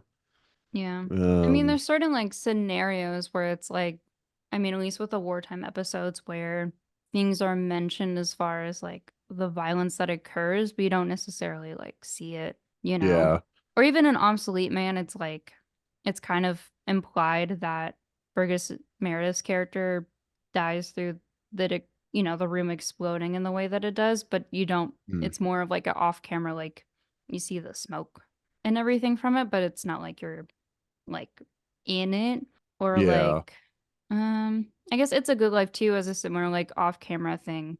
But I think part of that is more so to I guess produce more fear out of the viewer by what you can't see versus what you could potentially see with like visual effects. So Well, that's what's great about Taki Tina in general is you don't ever see her move outside of her eyes and like you're doing the robot when she's like, but Mhm. she doesn't move. You never see her like do a Chucky where you actually see Chucky like walk around. It's just implied that the doll just has the ability to move. Maybe it's like magic or whatever, but like it's just pretty Mhm. cool because once again they use like the telephone and they do different ways to make it unique and how like possessed this doll truly is because once again we go back to the garage scene several times but they use different versions of like how they use that scene. They'll use it like the torture devices and then they'll use it with like the trash can, but it's never the same. And I think that makes it like an interesting way to do a character because once again we only have 24 minutes to tell this story. Mhm. And I think there's so much packed into the story that's so well done and so well put together that when we get to the end, you're just like, wow, I'm kind of holding my breath through this entire episode because it's so kind of compelling and uncomfortable and scary. I mean, when the doll's like, talking on the phone, I was like, holy cow, that's crazy. And when the doll says, I'm not gonna forgive you, it's you run chills down your spine when it happens, and it's pretty cool. I really like it. It is, Mhm. once again, I think this could be a top 10 episode, but we'll find out. I don't know what you guys think, but I don't know. I really appreciate that what this episode does, and how it really feels like a very well put together Twilight Zone episode, Mhm. unlike last week's episode, which I thought was good, but we all agreed it was probably not, like, kind of stopwatch type of thing. I think we agreed for last week, at least with Last Night of a Jockey, that like it just needed a little more substance to it Mhm. than it was given. Like it just was like a little too minimal, or at least too Yeah. minimal, like based on like what we expect from the Twilight Zone, which I feel like if it was a different anthology series, maybe it could work based on how maybe they delivered the other episodes, but it just didn't really deliver in the same way from like the Mhm. president that was established from the series. But I was gonna say Right. too, a part of this episode, at least from what I took note of while watching, is that I actually really appreciated the moments where it was just like silence. I feel like the way Mhm. that they distributed the moments between Talkie Tina, like talking to Eric and like threatening him, and like kind of the unique ways of like having her still be intimidating or be this sort of invincible force without like having her constantly like being as like talky or chatty, I think was a really great creative choice. But I also Well, really liked the end too. yeah, What were with you gonna like say, all you hear Jacob? is the motor, and he's kind of wondering where this doll's at, and Yeah, but I was gonna say too, the way there's a certain sort of like, I think the camera like pans up Mhm. to Eric like holding his hand on the stair rail, and you see his ring, and you slowly see him come up on the stairs. It's like this sort of like sort of elongated foreshadowing to like that potentially, well, I mean it is his demise, but you don't necessarily know yet. And then kind of the way it played around with like light and shadow, with like seeing the staircase a bit again at like right before it's about to happen, but still allowing that moment to sort of stay silent, throughout him like checking on Christy and realizing that the doll isn't there, but then knowing that there is only that like mechanism, like that like winding mechanism kind of overheard in the background, and then it leads to that like thump, like those like thumping noises from him actually falling down, really like hitting. Like I felt like the way it built up to that was, really well executed, because, I just felt like the way it was able to show and not tell what was going to happen to Yeah, the audience without like actually being like, oh, okay, this is what's going to happen. I thought yeah, was because really it good. it coincides really well with how Terry Savalas' Eric character is treating Hmm. the family. Like when he berates the young girl by taking the doll away from her while Hmm. she's in bed, really helps to justify what the doll is doing, and Hmm. that's very well put together storytelling. That sometimes Twilight Zone is very not well known for doing very well, Yeah. and Like I think shows that. sometimes, yeah, Yeah. like I think sometimes they tell a little more than show in some episodes, Mm, where I feel like Yes. where like the Twilight Zone really shines most is when they're able to just show these very tense moments, even without music, like in that sort of very end. I think that's where they're able to really pull off certain elements without always having to be like super obvious. I think when they're mm, super subtle about it is where it's like where it really sticks out to me as really good storytelling, because it doesn't need to rely on convenience or necessarily like things set up for you to understand it. You can just kind of understand it based on like what's happening. We talked about that last week. Hand holding. How that was mm. Yeah, yeah, something in hand last week's holding's a episode I didn't good way to care for put hand it. I'm holding. trying to think of a good episode that's an example of like one that just tells a lot more versus like kind of showing it. Yeah, the Twilight Zone's why you look for the Twilight Zone's use of inanimate objects and how it can use it in kind of interesting ways also really helps. The doll is not a real, or it's not a human thing. I mean, it's not a like a live thing. Same thing with the stopwatch. Same thing with I don't know. I have to think about it, but the use of just things as kind of ways to tell stories I always found kind of interesting. Yeah, I was gonna say, I remembered it, but Nightmare as a Child is, I think, is a good one, because Mm, I feel like the way Because I always remember that episode as having a more verbal reveal than I guess I would have preferred from how they were initially like delivering the episode visually, that it just was like, oh, like I wasn't expecting that, or like even He's Alive that I've mentioned quite a few times about, sort of revealing that silhouette of Adolf Hitler as just being actually Adolf Hitler versus like keeping it as just sort of him in shadow and Yeah, because him we all kind know of who it being in was. his conscience sort of thing of like more of like now it's like, okay, this is like a more physical embodiment of this person who's like telling him exactly how to be an authoritarian, at least in that episode. But I say those are the two where it's like if they showed versus told more, I feel like they could have been a lot stronger in my opinion. But those are the two that come to mind. I'm sure there are a couple others. At least that's kind of what I was sort of thinking of. Man, Nightmare as a Child, quite the episode. Mm. Yeah. Quite the So episode that there's like Jacob hates. no, I don't hate it. I know, I'm just I kidding. think it's a good episode, and especially what it stands for and everything. But I think that maybe I was afraid that there were times that maybe when talking about episodes that were, because it's a heavy episode, talk about episodes that weren't as heavy, and we would go to rank it around it. I felt like there were times at least me, I was hesitant subconsciously to put something above it, like right above it, because that Mhm. would me be saying, "Oh, this is more important than that." That's not what it was. And we had a dialogue about that a few episodes back. But did, so, is there like no world where you guys think that this could possibly just all be in his head? No, I mean it's possible. Mhm. It's implied sometimes where the doll doesn't do anything. It's like the wolf scenario, cry wolf. He's constantly crying Taki Tino, and every time they see it, it always says "I love you," and when he sees it, it says it's going to kill him. So then it's very But possible. we never see the doll do anything, right? Am Mhm. I correct in that? Outside of just moving, it Well, I does. It mean, does. anything it's not supposed to. We Mhm. never see it like get up and like like run around with a knife or anything. No. No. Not even like a hand grabbing him or anything like that. It's just, Mhm. which I understand that could just be because they didn't have the ability to do that back then and didn't have the budget for it. But I I think, just feel like with that too, it's like I feel like if they did try to add any sort of motion to fully animate Talkie Tina, I do wonder how taken seriously the episode would have been if you just saw these little like doll legs moving around. oh no, You they know what I shouldn't mean? have Because done there's it. I definitely was been a joking. couple episodes that I can think of like You at mean least like there's like the Even watching the little the Chucky stringed legs in the '80s, and that was well yeah, done. because there's I laugh at definitely that. I know I've mentioned like the Outer Limits in the past. I'm trying to remember what the episode was called.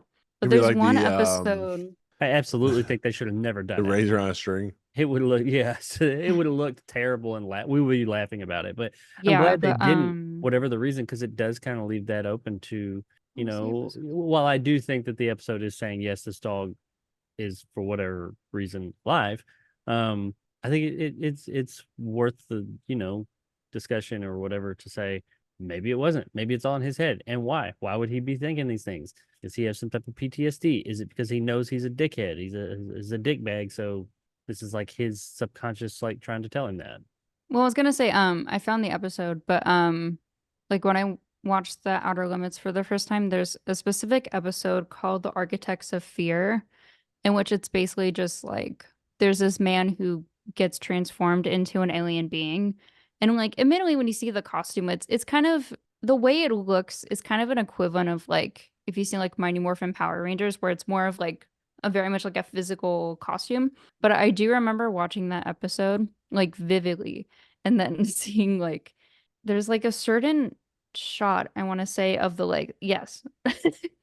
Mighty Morphin is incredible, by the way. But I was gonna say there's a certain shot of like that costume when it like moves, where it's like you just see the legs, and the way it moves, it like automatically, I don't know what it was, but it just made me laugh because I was like, it just felt so like it just seemed sort of like a little corny in a way because it's just like because like it's hard to move in those costumes. I mean, it kind of be similar to like seeing like a costume character at like Disneyland or Universal or something, like try to move around or like do movements. Like it's not, it's hard to really convey that as like convincing in a way versus like, having something that's a little more, I guess, animated than just like a costume. But I'd say that was, I guess it's a good example of one where I'm like, I feel like adding movement towards an inanimate object sometimes can take away from like how intimidating a certain character yeah. could be when like Your I mean it's kind imagination is of always going to be better than like they could put I up with. can't imagine even a character like Annabelle in like the Conjuring universe actually moving versus like just being an intimidating figure of just like the way it stands still and just the way the doll's presence on its own is. I feel like that's more than enough Well, to It's a I at think creepy least it's to much. make me be like, okay, there's something like I there's some sort of like factor of fear in there without having to I do think it's much more. much scarier to have the doll not move. It's similar to like Mhm. the jaw scenario where the less Yeah. you see and the less you can't tell, Mhm. the better it is because Yeah. it allows not only for you to save budget, Mhm. but it allows it to be like is it behind me? Is it in front of me? Where the hell is this Mhm. thing at? Yeah. And you never know. And once again, we go to the ending of this episode. The doll's making noises, but he can't find out where the fuck it's at. And then he like looks in Mhm. the room. He wakes up. His wife's like, "What's going on?" And he just like leaves. And then he falls out the down the steps like a kid leaving their toys everywhere. So it's almost like Yeah. maybe the kid put it there because the kid's possessed. Like you don't know, but it's like Yeah. that's the scarier part than the more the unknown, I guess you could say. Yeah.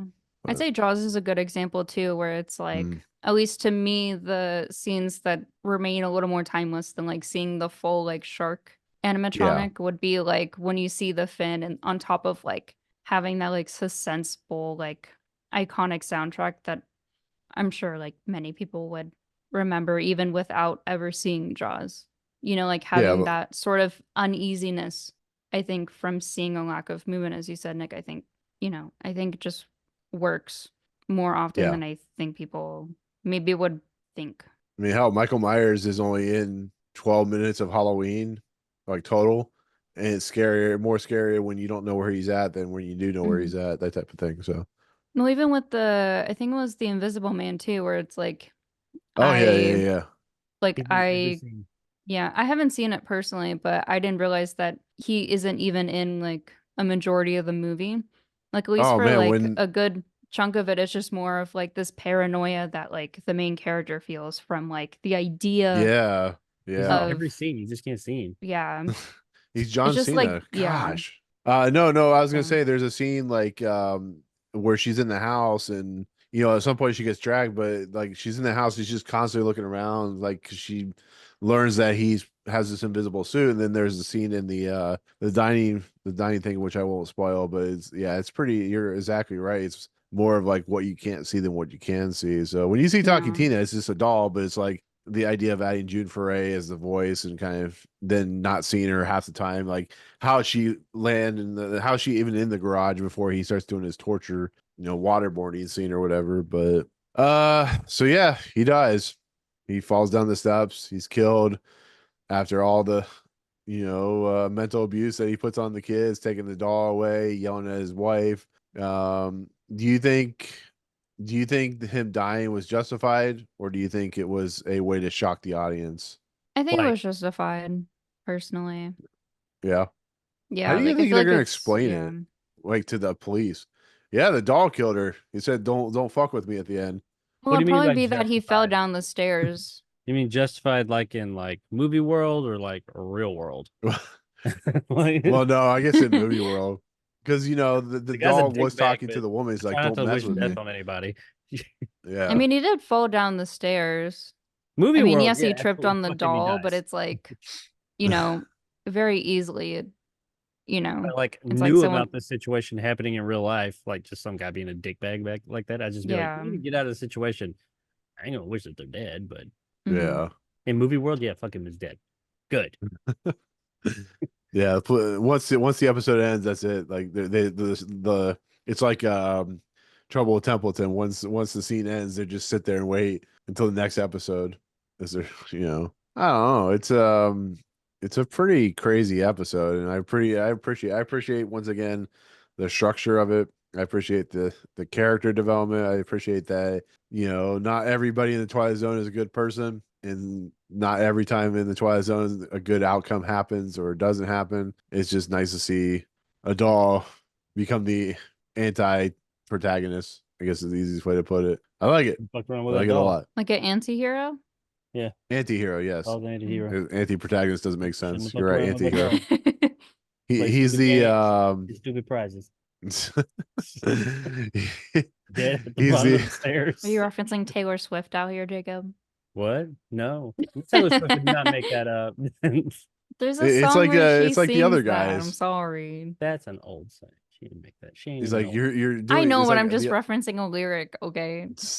Well, no, it's like the other guys. Jacob doesn't realize he's saying Taylor Swift vocals, and like we're confronting him, like, isn't that Taylor Swift? He's like, I don't know what you're talking about. He's like, I'm pretty sure that's Taylor Swift, but it's TLC in the movie. But I just shake it off.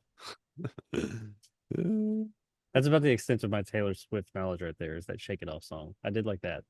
Everything else, not my stuff. all I know is on the radio, I saw the She song sing "Cruel country. Summer" come up, and I thought it was the one from the '80s, and it ended up being the Taylor Swift song, and I got depressed.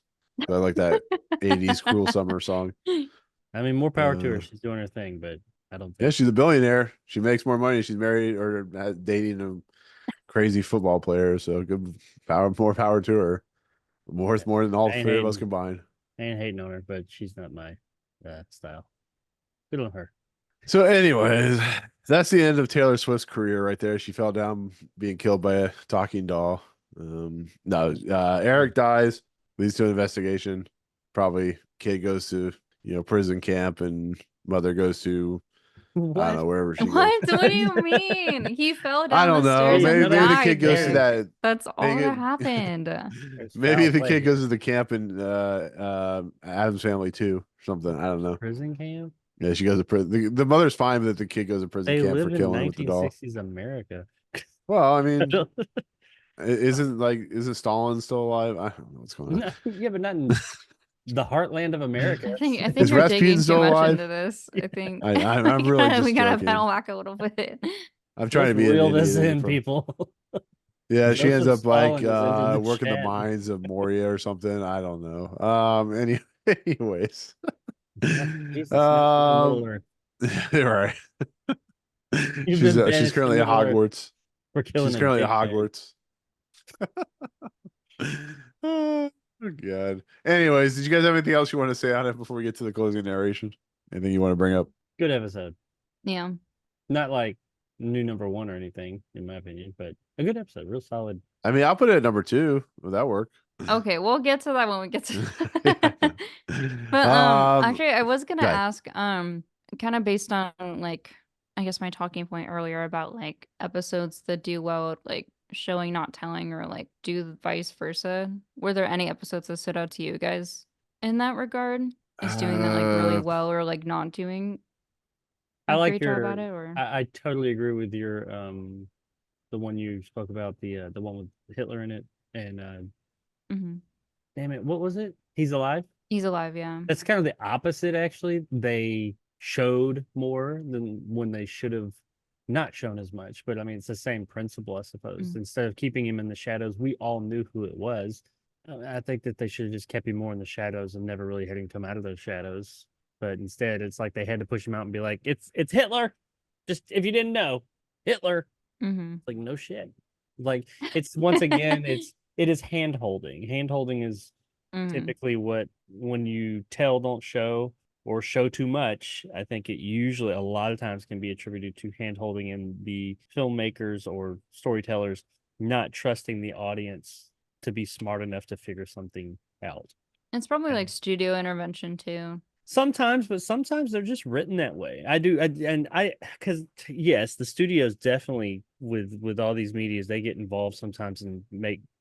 I mean, yeah, they make a lot of bad decisions. They make good decisions sometimes too. But I think sometimes we're real quick to be like, the studio did it. The studio did it. No, sometimes this shit's just written that way, or the people are making it do it because they don't have confidence in their viewers. And I think in the 60s or TV show, they probably, whether it was Serling and them or if it was the studio, I think there probably would have been a lot more of them saying, "Oh, the general public's not going to get this. You got to like explain it more."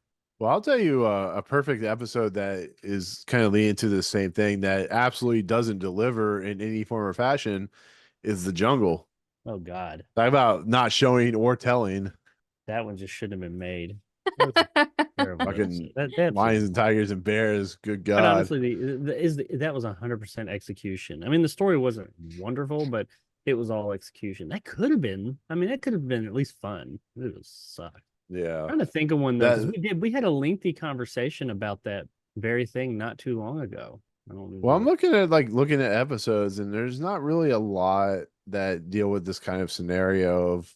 I mean, you could talk about Nick of Time maybe with the I know it the was more recent. fortune Than that. telling There's been a few. device. I said I don't know. It was more recent than that we had that conversation. But I don't. I mean, there's been a few of them. No, I don't remember. Yeah, yeah. But I think this is a perfect example of like doing creature, enough to There have um been some times that I think that they actually, because I'm usually more of a show don't tell type of person, but Mhm. there have been times that they've shown when they could have told, and they showed too much. I'm not talking about just like the Hitler thing a minute ago, but like what was the one with the stopwatch? I think it's called some kind of stopwatch. yeah. They showed like all those times he went to like the office and he went to the bar and he's like fucking with people's hair and stuff. And I was like, just reference it, man. Show me something more interesting. Show me because but then he turned in turn. Here's the told didn't show that they should have shown. He talks about how he went to what was it, the baseball game and he like moved the bag so the guy didn't make the home run or Yeah, whatever. but you never see it. Yeah, instead of showing me this asshole in a bar fucking with people's hair and then being like, why don't you see me? They're frozen. No shit. I don't think anybody was ever questioning that. Instead of showing that whole scene that was just kind of a bore, show that where he goes and like pauses it, moves the bag, and then dude like dives in and is like, what? Or the base, not the bag. He's like, where's the base? That would have been more entertaining. That's when you should have showed, not told. But on the inverse of that is over here, you should have told, not showed. Because that whole scene that they did there, you could have just referenced literally one or two lines. Yep. I was looking. Living Doll was inspired. I mean, it did inspire Child's Play, so that's 100%. I was looking at Bernard Herrmann, looking at what he did, and a lot of people were inspired by Bernard Herrmann. It's really interesting. But I mean, in the end, I really what's up? I said he's inspired me. Inspired you to get your own Living Doll. Yes. But other than that, yeah, I am right there with you guys. I think it's cromulent, perfectly cromulent. Side note, I guess Side note. kind of sort of connected to this episode. Today, while I was riding down the street, as I was turning into, was I turning in? I don't know. I was in the turning lane. Oh no, I was turning out. I was coming out of a place, got in a turning lane to merge. I look over and coming out of Sonic, the Sonic drive-through. There was a woman in like a regular car. Apparently had a sunroof and wedged up into the sunroof and like squeezed in it so it would stay there, like bust up. Just I have no idea why. She's just a regular looking person driving through. She pulled out and took off. I was like, what the fuck? It was a Chucky doll like this big, but like the Chucky where his hair's all fucked up and he's like partially messed up and he's just like hanging out. I was like, huh, I watched the thing about a doll That's today. funny. Yeah, like I the don't know dolls why. they sell for Chucky are huge, aren't they? Yeah, this thing was like, I mean, just judging, Mhm. probably like that big. It was like life size. Well, not It has to be like a few feet tall. the size of the one from the movie. I mean, or Mm. movies. I mean, it was a large doll. I mean, I picked it from across a few lanes of traffic, and it was just like hanging out. The top of it was hanging out of the sunroof. I was like, hey, that's my story. So yeah, so Nothing else I happened. saw a bunch of Cybertrucks and Jacob saw some Chucky dolls. What a I saw weekend. Cybertruck the other day. What a week. What a week indeed. Mm. All right. With that said, Jacob, let's do the closing narration. Yeah, let's do it. Totally ready. Yeah. Of course, we all know dolls can't really talk, and they certainly can't commit murder.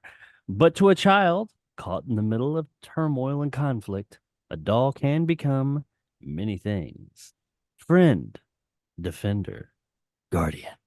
Especially a doll like Talkitina, who did talk and did commit murder in the misty region of the Twilight Zone.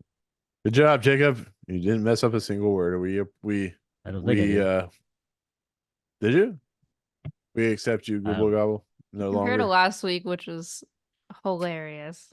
Did I? Yeah, I did fuck up last week. Yeah. What? But the way you fucked up was like very funny though. So I'll Well, that's what forgive you for matters. that That's because it was like the comedic timing of it was funny. If So. you know, yeah, if you can make your fuck up entertaining, that's what matters.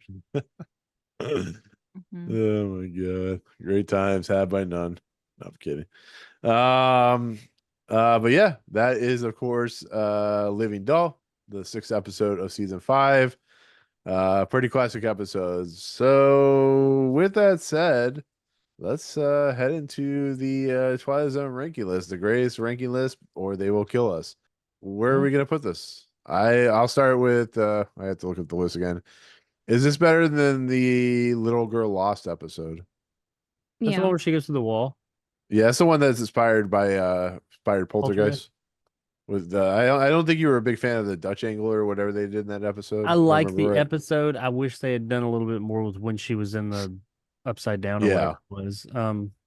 I don't know, man. That's I would say it is. Well, that's the question. Is this a probably top 10 episode? Is what I'm asking. I guess at the end. if they had I done would- more with that little spectral realm, I think it would have been. And above that is a Stop at Willoughby. I think it's better than a Stop at Willoughby. Purple Testament. Yeah, I'll say it's better than Little Girl Lost. I would say that too. Like I Um, would I mean I loved Little Girl Lost too. And like what and like how Really good imagine episode. if it was like towards the end with I think they used some kind of what were you mentioning before, like a fisheye? Like There's like a they hole did cut in the something. wall, and then they like transposed It they was like just a fish. It was like some kind of fishbowl or something, right? oh Am when they I? were in Or no, there. that was I have a holder with the bowl. I'm sorry. Yeah. When they were in there though, they did have some weird angles and really weird Yeah, like two perspectives. the way that episode was like executed, I thought was really well done. But I feel like this one, in how it was able to play around with the character dynamics and everything, and sort of the payoff at the end, for sure, definitely think makes it just a very wait, solid, which episode are you guys iconic talking about episode. again? Little Girl Lost. Oh, okay. I would say this Yeah, episode's better, in my opinion. So it's a top 10. I mean, is it better like in the Nightmare of 20,000 Feet, or is it Served Man, or do you think it's like It's not better than Serve right Man. below? What's up? I don't think it's better than To Serve Man. It's And I definitely Is not it- understand To better. Serve. I think it's below Obsolete Man, for Yeah, and I Or sure. like think To better Serve walking Man definitely distance? is Mhm. beholden to its ending, but still, that's Yeah. And I actually would put it below Walking Distance personally, because I feel like the way it was able to deliver those that's like from the first heartfelt episode, man. sentimental moments in Walking Distance. Mhm. Walking Distance was like the 5th episode of the first season. Was that the Yeah, one where he's like it's in a yeah, chamber? it's basically he He travels goes to back to his his hometown as childhood a town kid. basically while getting gas. He's like, "Oh, it's just a walking Yeah. like I'm getting Yeah, his gas." So it's cars. like, "Oh my childhood Yeah, town is like a walking distance away," and he gets transported into his past basically. Yeah, but he's an adult. I Mhm. remember some of that. I remember like I can't remember how I that was felt about the episode. yeah, it was fifth episode. It's so That was crazy one of that the it's ones still I in the top watched, 10. and I didn't do Mhm. I wasn't on here yet, so I just watched it to catch up. I didn't watch. Ironically, Rob was actually on that episode. That was the first guest we ever had was Rob for that episode. But I just remember that episode being like really powerful. I'm just surprised it's still in the Mhm. top 10, which is crazy. I mean, it's a season I'm 1 not episode. So, surprised personally. Yeah, that's a highly rated episode. Mhm. yeah. For a reason. So you think number 10 sounds good for Living Doll? Like right there, cracking the top 10? I would say 10, because I can't imagine 9 or 10. I mean Living Doll is like a great episode all around, but I can't Yeah. like I mean to me it's like I don't see it as like a better episode overall than like what's already in the top like 9. It's 9 definitely episodes Right. not better overall. than The Obsolete Man. Walking Yeah. Distance, mainly just because I didn't dissect it because I wasn't on here yet. And it's been a little while since I saw it, so I remember it, but I don't remember like all the intricate details about it. So Mhm. if we I put it just at remember 9, I you wouldn't be weren't offended. hating it like another episode. Like you actually said No, you I liked remember it. So I like it. I don't I'm okay with where it's at right now. It So definitely if we plays put it at around like 10, 9 or Mhm. 10, I don't care. It definitely plays along with like nostalgia and sentimentality, and like how What's the like twist at the end? there is sort of like the rose tinted glasses, so to say, What's the about whole twist in the end? there isn't it doesn't necessarily have a a twist to twist. the Yeah. episode.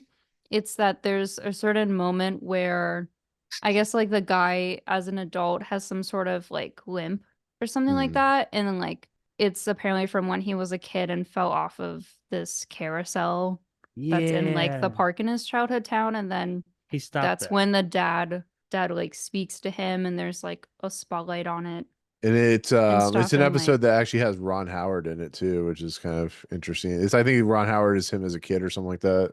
yeah, I think he plays one of the younger versions of like the Yeah. main protagonist. Yeah. Opie. But it's definitely like one of those where it's like it builds up to like the dialogue towards the end.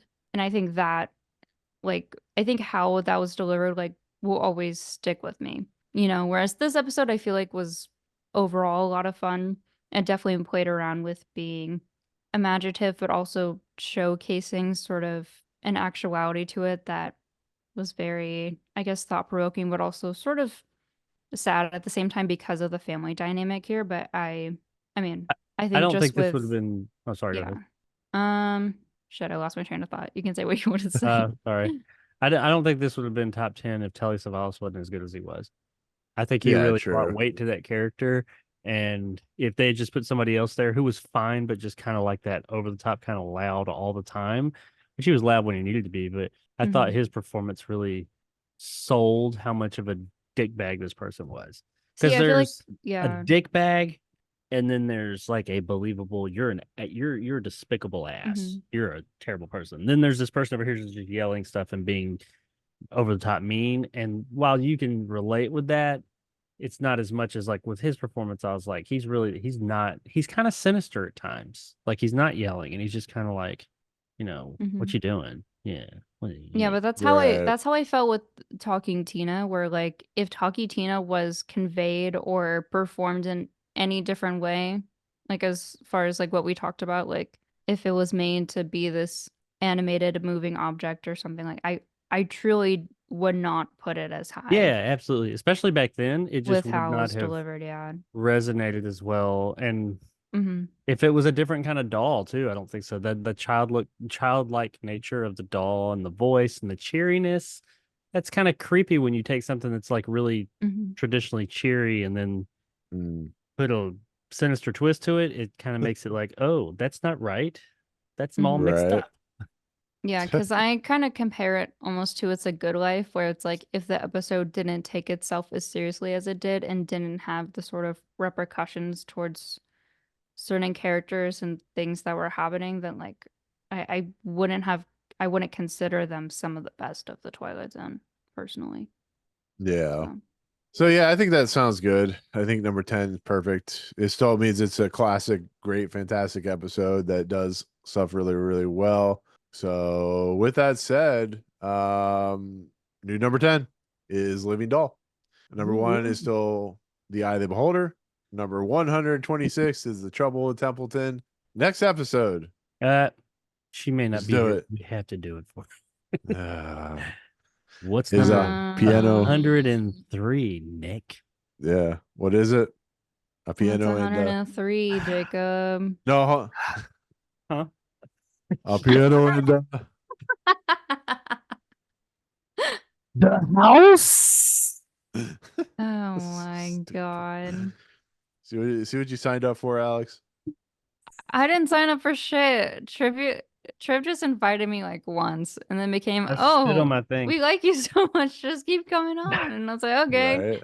I can vibe with that. But yeah, I don't even So really know how it yeah, evolved to that because originally it was just a piano in the house. yeah. Now I it's think that pianos. was just all you. I think you were drunk Oh, that day. You're definitely. like, oh, that sounds good. I wasn't drunk. I was just Uh, me. I know.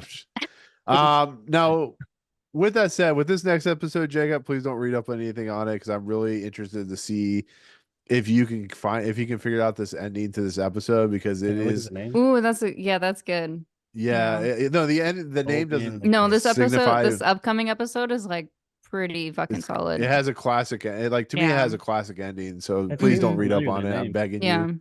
No, Is it's it, very Like I'm gonna remember as soon as I turn it on. I'm just potentially, saying, but this like, try not episode to is read up. very like this episode is very intellectual. Like I remember like Yeah, really it's reflecting very on this Twilight episode Zone. afterward to a point where like this is one of the episodes that I made a video on too. Yeah, I So love this That episode. name's This is real one of my yeah. familiar. guilty pleasure episodes. It's Guilty pleasure. Well, for me, I mean, for a lot of people, By Jojo I don't know Siwa? where it No, ranks just on kidding. pace. Uh, but the I get episode of Taylor season Swift, 5 and you episode. get JoJo Siwa. There you go. My God, that The music video episode is is nuts. So. the episode of season 5, episode 7, called "The Old Man in the Cave," directed by Alan Crossland Jr., written by Rod Serling. It, of course, stars James Coburn, John Anderson, Josie Lloyd, and John Craven. If you've seen this episode, you know how fun the ending becomes when you figure out what it is. I wouldn't say But we'll fun, look but well, I mean, fun in the sense of like you don't expect what it's going to do.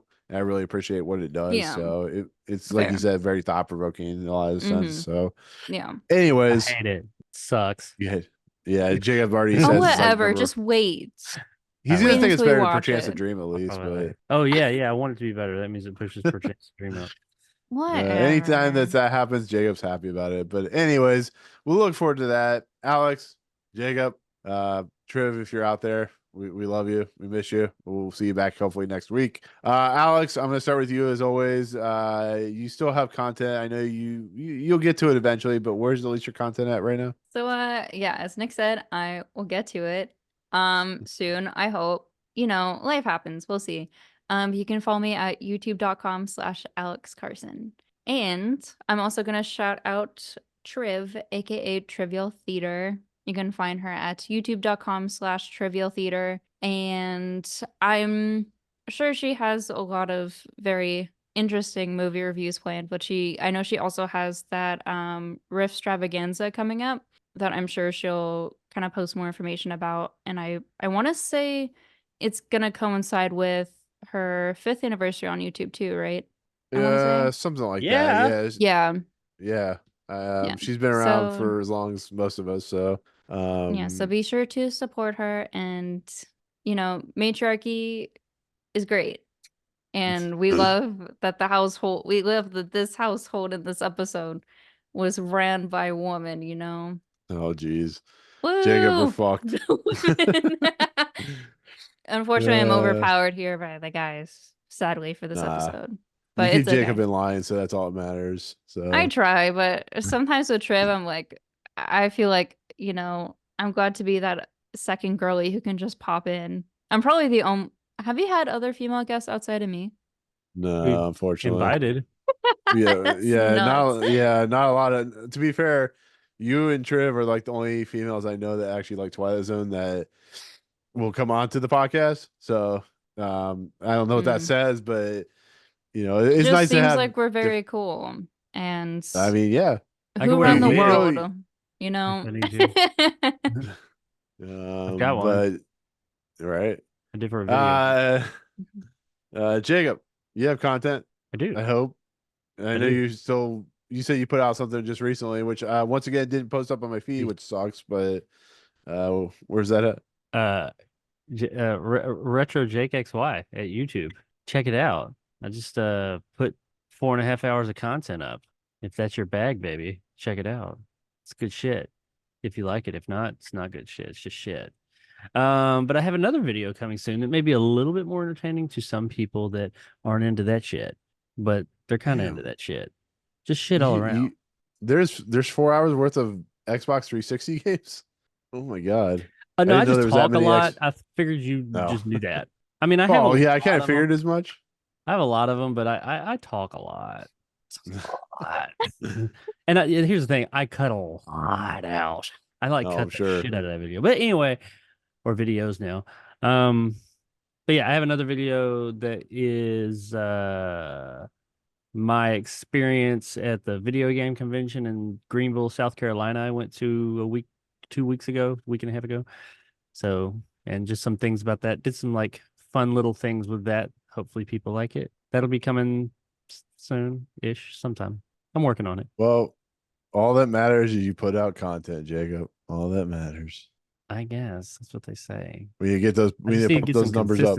Right. Speaking of numbers going up, Nick, you should promote yourself. I know. I don't want to, but you may or may What do you mean? This is on your channel. You're like 5,000 now. What, 5,000 subscribers? Yeah. What Jacob, is this 2089? I think he said 40. You are not. You're almost 4,500.